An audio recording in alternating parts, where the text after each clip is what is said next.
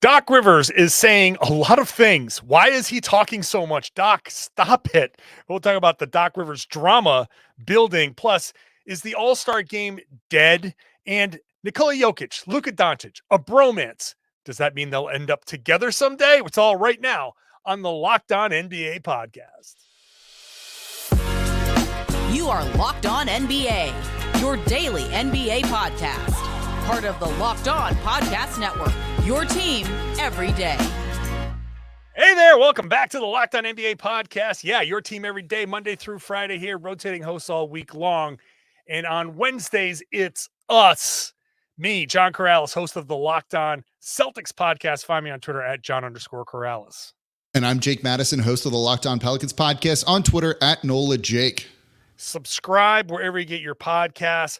Get into that YouTube comment section, become an everyday, or join us every Monday through Friday. Today's episode is brought to you by FanDuel. Make every moment more. Right now, new customers get $150 in bonus bets with any winning $5 bet. That's $150 if your bet wins. Visit FanDuel.com/lockedon to get started. Later on, we'll talk about Luka and Nikola Jokic and some. It was fun. It was all in fun. They're throwing barbs. It's just a fun little bromance going on. Second segment, the All-Star game. We're not done with the All-Star game, and it's not just, trust me, it's not just an All-Star game discussion, but is the All-Star game dead or real or fake? But let's start. Jake, Doc Rivers is talking. He's talking a lot. And every time he seems to open his mouth, things that he probably shouldn't say come out of his mouth. Let me just do this. Alley-oop. Jake, the floor is yours. Doc Rivers, what's on your Man, I got some thoughts on this one here. Like, this is the press tour he's had over the past 24 hours is got to be one of the most baffling things I think I have ever seen. And there's no, he's going to be fine because we'll get into that part actually. But this dude just needs to shut up. Straight up, Doc Rivers just needs to stop talking. This is not helping him. There's no reason to say any of the things that he's saying right now. He went on I don't even know where the quote came from, right? Went out and talked about how this job was way harder than he thought it was going to be. Now they're 3-7 in his 10 games there. Of course, this was going to be a hard job. They fired their head coach mid-season before anyone expected that in his first year. This is a bit of a mess of a situation, and he was brought in to try and stabilize it. He's not doing it as well as he would like yet. There was time to figure this out. No one was going to be critical of Doc Rivers for a 3-7 start. We didn't think he's going to lead them to a title necessarily, but no one was upset about his first 10 games there, I guess, other than Doc Rivers. And then after that, he goes on another podcast and gives an interview saying when the Bucks called him to be we want to hire you, we're gonna fire Adrian Griffin, he was like, no, don't do that, right? That's a bad idea. Why would you do something like that? And then he's like, well, they told me they already did it, so then I accepted the job. Oh my goodness, man. Yeah. I don't know what he's doing here, right? This is almost like he's trying to, and JJ Redick ripped him for making excuses for why the Bucks are 3-7. That's definitely what he's doing here. And it's kind of weird, right? Who is he trying to make excuses to? The owners of the Bucks aren't everybody, right? Except the people that he would want to make excuses to. It doesn't matter, right? Before you and I went on this, when we were kind of planning out the show here, I said this, right? They're paying Coach Bud. They're paying Adrian Griffin. They're now paying Doc Rivers. If they fire Doc Rivers, they'd be paying another guy. So that's 4 coaches. They're not going to do that. This guy has ultimate job security right now. It's not like he needs to go to the owners of the Bucks and be like, oh, hold on, here's actually why I'm doing bad. Please don't fire me. Because they were never going to fire him because of something like that. They're paying him $10 million a year. They're not about to eat all that money and pay 4 coaches.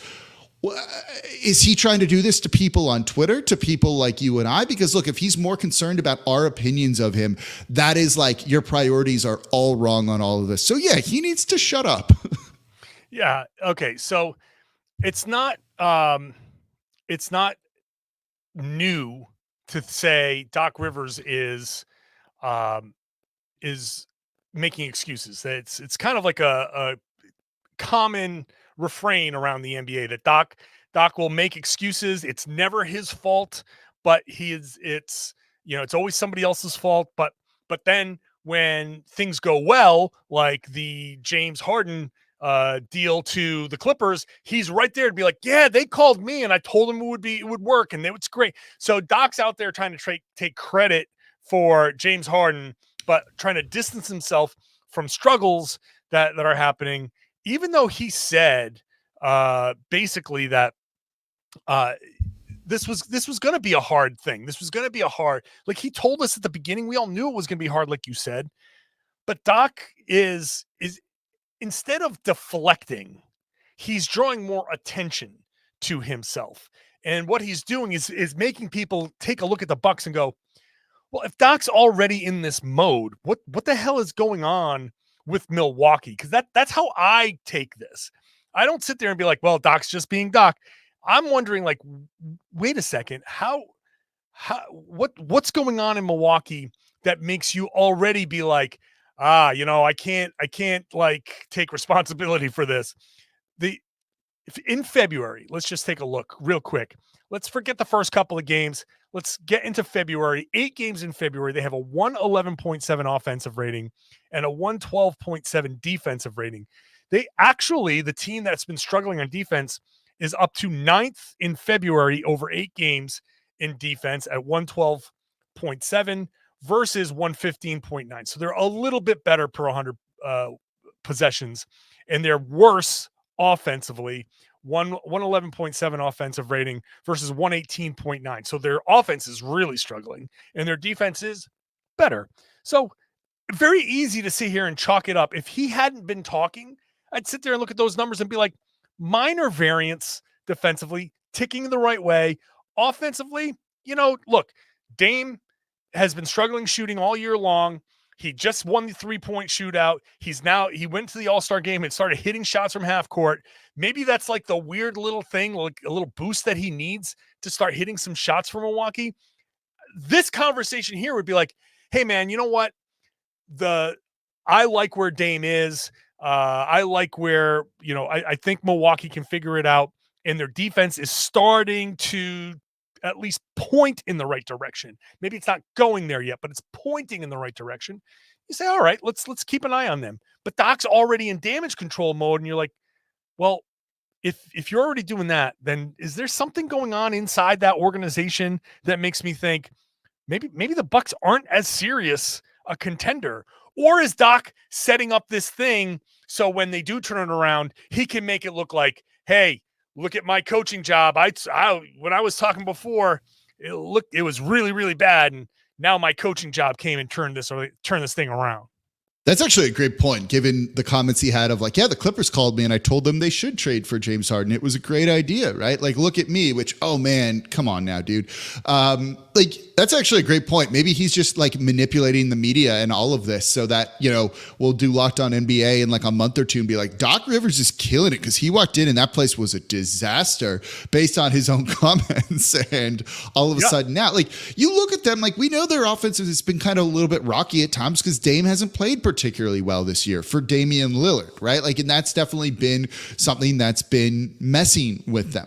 And the whole point of like bringing him in was like their defense wasn't working. They didn't like the scheme they were running after Adrian Griffin came in and completely changed it. So you assumed Doc was going to come in and try and kind of fix that part immediately. And you pointed it out, right? Like the defense is better here. So all he had to do was just like let things maybe kind of like shake out. And instead he just starts talking. And now we're all looking at him being like, what is going on in Milwaukee when like we weren't doing that? Well, I mean, we kind of were, like they were still struggling, but now it's all of a sudden, it's like, is it worse than we thought? Is there something going on with Doc? Like, instead of this being like explainable, one of the things I always say, my day job to other people, right? Like, if you don't hit your numbers, if things don't go well, like if it's explainable and you can explain exactly what happened, stuff out of your control, right? Like you can kind of like, you'll be okay here. And I don't know. This is like Doc Rivers, instead of like pointing to the things like outside of his control, is like, look at all of this mess anyway. Yeah, it's off-putting. It's off-putting. Yeah. It's off-putting. But look, he's not going anywhere. He signed a $40 million, 4-year, $40 million deal to be there. That's why you don't need to make excuses. Just like shut up, put your head down, do the work, and like get things better. Because even if I'm on here saying the Bucks should fire him, right? Even if everyone is screaming that, they're not going to. They were straight up, you have ultimate job security. Why do you need to talk and make things weird? He is trying to build, and I know how people are going to take this once I say it, but he is trying to build a Hall of Fame case. Look, we can get on Doc. We've just gotten on Doc a lot. He's got 1,100 wins. He's 8th on the all-time regular season wins list. He's got a championship, which not many coaches, there's not a ton of championships to be won out there. And like a few guys have like a bunch on their resume. So, but if he gets 2 championships and is top 10 all time, like he's getting into the Hall of Fame as a coach. Hate to say it to people who are anti-Doc, but he's going to get into the Hall of Fame as a head coach, especially if he wins a second championship. And now, like, I wouldn't put it past them to be building the narrative, to be setting people up and be like, watch this, because he thinks he's going to take this big left turn and lead this team to a title, or get close. So I don't know. I think if he thinks he's able to win a championship this year, then maybe he's laying the seeds for the big turnaround talk and adding to the narrative that he can like hang his hat on for getting into the Hall. But I mean, that's why he's back here, right? Like, that's why he's coaching. He had a cushy gig on ESPN. Look, that he doesn't need to be doing this. $40 million is $40 million. Yeah, that's a good point. A chance at a second ring is a chance at it's a ready-made situation. So, come out of retirement, try to pull a Phil Jackson and, glom on to a good situation and get yourself a ring or two. So, all right. Well, that's the Doc Rivers conversation. Up next, the All-Star game. Is it dead? And we're going to play our game of real or fake. That's coming up in just a second. Today's show is brought to you by FanDuel. Our good friends over at FanDuel are America's #1 sports book, because they do things like this. Right now, new customers get $150 in bonus bets with any winning $5 bet. That's $150 if your bet wins. And you can bet on all your favorite NBA teams, NBA players, with things like quick bets, live same-game parlays, exclusive props, tons and tons of stuff there on a very easy-to-use app that has everything laid out very nicely, tons of different options. You can have some fun with it. And the best part about FanDuel is they have your options there to protect yourself, right? You can go ahead and gamble responsibly with FanDuel because they can help you set your limits. So visit FanDuel.com/lockedon and shoot your shot. FanDuel, official sportsbook partner of the NBA. Today's show is also brought to you by LinkedIn. When you're hiring for your small business, you want to find quality professionals that are right for the role, and that's why you have to check out LinkedIn Jobs. LinkedIn Jobs has the tools to help the right professionals for your team, help you find the right professionals for your teams faster and for free. Okay? I used to be a hiring manager. I know how much time it used to take me to go through resumes and resumes and resumes and resumes. It gets daunting and tiring and all of that. They don't just send you resumes. It's not just another job board. They have a vast network of more than 1 billion professionals, makes it the best place to hire, gives you access to professionals you can't find anywhere else. They do all of that while making the process easy and intuitive, hiring super easy with that many quality candidates. In fact, 86% of small businesses get a qualified candidate within 24 hours. It's really amazing, the next day to be like, hey, here's somebody that might actually work. LinkedIn knows that you, the small business owner, are wearing so many hats, you might not have time or resources to hire. That's why they're constantly finding ways to make the process easier. They even just launched a feature to help you write job descriptions, making the process even easier and quicker. So go post your job for free, like 2.5 other million small businesses that use LinkedIn. LinkedIn.com/LockedOnNBA. That's LinkedIn.com/LockedOnNBA to post your job for free. Terms and conditions apply. Thanks for making Locked On NBA your first listen every day. Go check out Locked On Sports Today, available not just on YouTube right now, but also on Amazon Fire TV. Get that free Fire TV channels app, and you can get this show amongst many other national shows and tons of great sports conversation over on Locked On Sports Today on YouTube and on Amazon Fire TV. Time to play your favorite game, Jake Madison. Is this real or fake? Just ask John and Jake.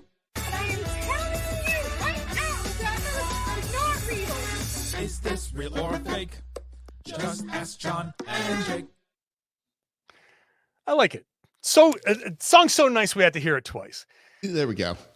The All-Star game, the All-Star weekend, source of much consternation, chagrin. People didn't like it. Now, I've come up with ideas for it. You've probably come up with ideas for it. Everybody's come up with ideas for it. Everybody's heard all of the ideas for it. The question, Jake, is real or fake? Is the All-Star game itself, as we know it right now, two teams playing each other in a basketball game, is the All-Star game actually dead? I'm going to say it's fake. I don't think it is. I think maybe the exact format they have right now might not work and they're going to tweak it. But if you're looking at it in terms of two teams playing, like in a basketball game, like, no, it's not dead. They're going to keep doing this. And there's a lot of reasons why. But also, I think you can look at like the Rising Stars tournament game. Even if you just had two teams playing to a target score, seems to really work. And you can do that through quarters and other things too. There's ways for them to try and go about doing all of this, which they've done in the past, I think. And I think we've enjoyed it before. So tweaking the format, I think, is a way to maybe kind of ramp up some of the intensity of this, keep it shorter so there's less chance of injury. Like there's a number of things you can do, but ultimately the league still wants to do this. The cities that host All-Star still want to host All-Star, and it's a way for a lot of people to make money. It makes sponsors happy, corporate partners happy. Because of that, you're going to keep getting the All-Star weekend. You're going to keep getting it rotating around, and you need kind of like a culminating event that people maybe aren't buying tickets to, but you give, those corporate tickets just get given out to people. People show up. It's fun, and that's that, and everyone has a good time. So, no, I don't think the All-Star game's dead. I say it's real. The All-Star game, as we know it, is dead. Two teams playing each other in a game that, nope. We're not going to see, we shouldn't see a regular basketball game anymore. It's not to say we won't see basketball being played, because I also point to the Rising Stars and say, why not? My idea is expand the rosters to 14, make 4 teams of 7, and play to a target score and have it be a tournament style thing, almost like you're playing a full game, like you play 2 quarters and then a full half sort of thing, but you're shortening it, and there's a chance for somebody to be eliminated. And just with these guys being the thought of being eliminated is enough to get juices flowing to make things absolutely. Absolutely. So that's why the in-season tournament thing became a thing. Like also the league was pushing, but the league was also pushing for this game to be competitive, and that didn't happen. The guys need to have they need to have some sort of incentive, and I think the greatest incentive is not money. It's, hey, if you don't play hard in this first game, you don't get a chance to put your highlights on Instagram and show out. So, Anthony Edwards, who said after the All-Star game, I don't think it's ever going to be competitive. Well, if you want to have your windmill dunk on your Instagram and you don't get it in that first game, you better get yourself out there for a second game. Either way, I think the league has gotten to a point where too much money is involved for the players. They make too much. They have too much to risk. Players, not only the teams probably don't. I wouldn't be surprised if the Celtics told Jalen and Jason, be like, hey, take it easy if you can out there. Social media means that the result of the game doesn't matter. As long as you get your highlights, you can put it out there on social media. You're building your brand, And I just think that it's just a different time. We're in a different world. Things don't matter the way they used to matter, and we have to accept that. And if we accept that, then we can get to a point where, you can still have an all-star showcase, something in the middle of the season that doesn't involve a basketball game between two teams. You can do it differently. You can still showcase their skills. You can still sell it to the sponsors, but I think that what we saw over the weekend is dead. It should be dead. It should be killed, and they should go in a different direction.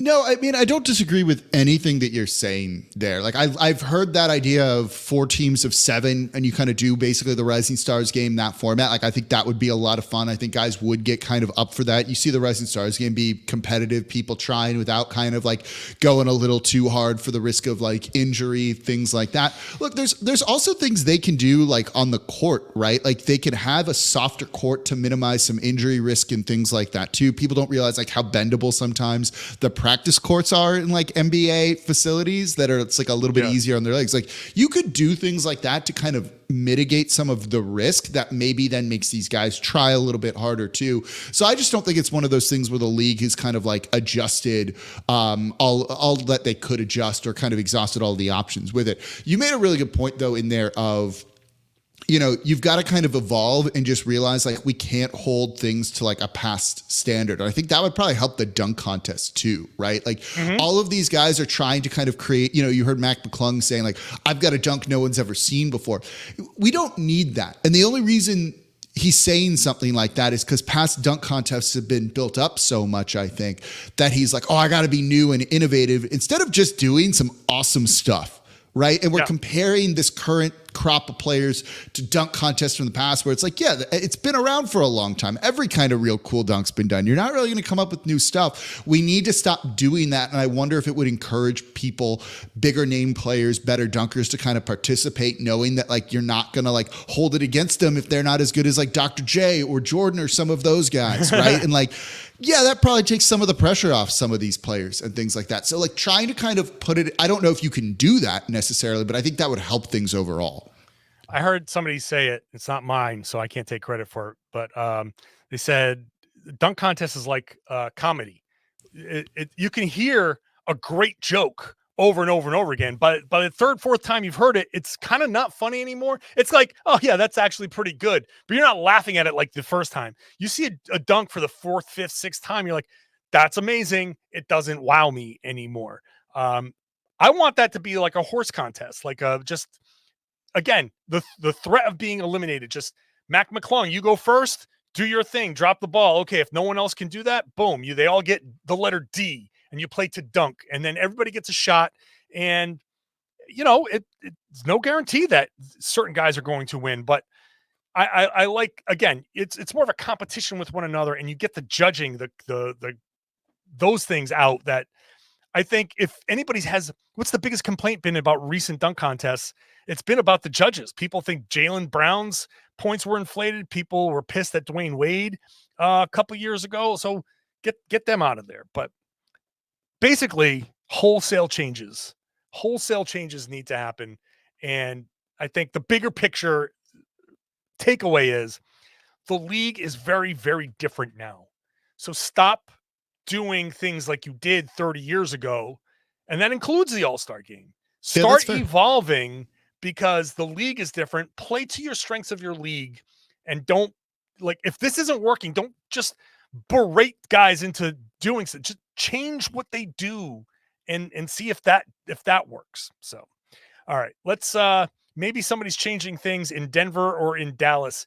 Nikola Jokic, Luka Doncic, having some fun there at the All-Star weekend, and interesting comments from Nikola Jokic. Will these guys ever team up?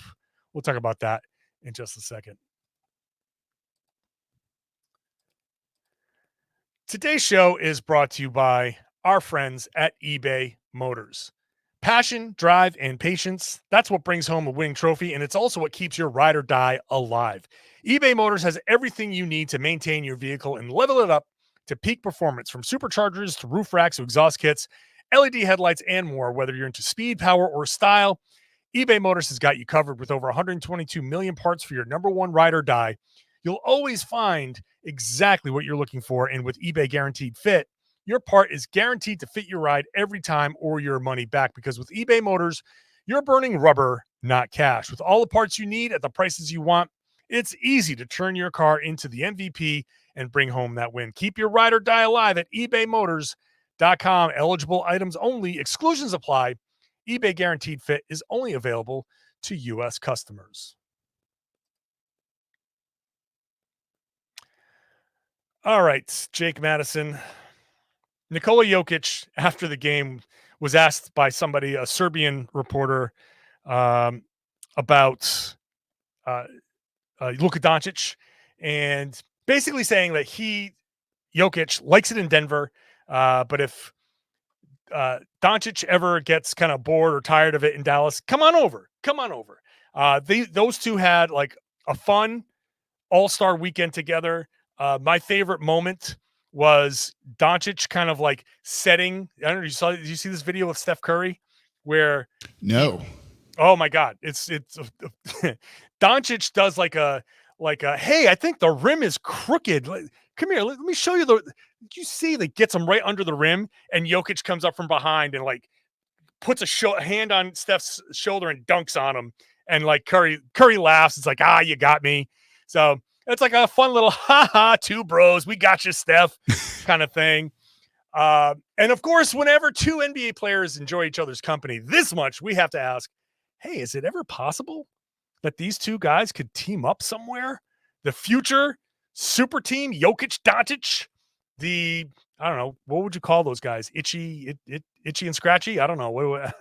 I'm going itch at the end. Not that, but not that. Not my that. Simpsons brain immediately goes to itchy and scratchy. That's good. How's that? No, I see where you're going there. Can you imagine those two on the same team and like the level of passing that we would see? I could not. You know what would happen? There'd be a bunch of broken noses on that team from a bunch of guys who didn't expect passes to come, because both of those guys would be throwing no looks, and they'd be like, stop whipping the ball off your teammate's face. They're not expecting it. You got to be a little bit more obvious with your passing. Like you'd have so many like alley-oop highlights that are overshadowed by the pass highlight, right? Like so many amazing like 3-pointers that it's like, no, that's not the impressive part of this. It's the pass. Like that team, I would imagine, would set a record number of assists and passes per game and all of those things. It's fun to think about, and I like what Jokic said of like, no, I like it here in Denver. So like if he gets pissed off in Dallas, you got to come here because I'm not joining that team. Do your recruiting, man. Like that's what All-Star break's for with all of those things. I'll say this though, right? When you look at Denver, they're scheduled to be a second apron team next year. They can't really add much through free agency or anything. So if they want to make a splash, it's got to be by trading players and things like that. Mm-hmm. I don't know. In the future, could you see a deal built around like Gordon, a couple of draft picks, an intriguing young guy for like Luka Doncic, if that's what you had to do? I can see it. The second apron stuff is really like the mind-blowing part of it, because they put so many trade rules on if you're a second apron team that I don't know if it's going to be I can see them trying to figure out a trade, like a 3-team deal, something to get Doncic. But yeah, absolutely, because Doncic is making $43 million next year, $46 the year after. Then he's got a player option 26-27 for $49 million. So 26-27. Denver has a whole lot of cap space right now in 26-27, and Jokic making $59 million that year. That's so far down the road that yes, is it possible somehow in the next couple of years that they can get under that second apron and then make a trade? Absolutely, they could. Is it possible that Luka Doncic could get pissed off in Dallas?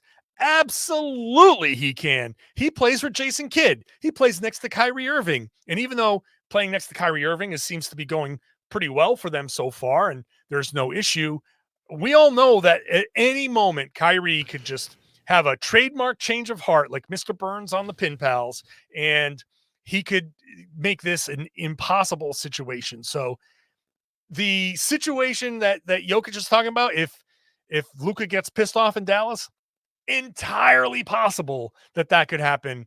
And if it does, I'm sure Jokic would be like, hey, buddy, come on over to Denver. You'll love it here.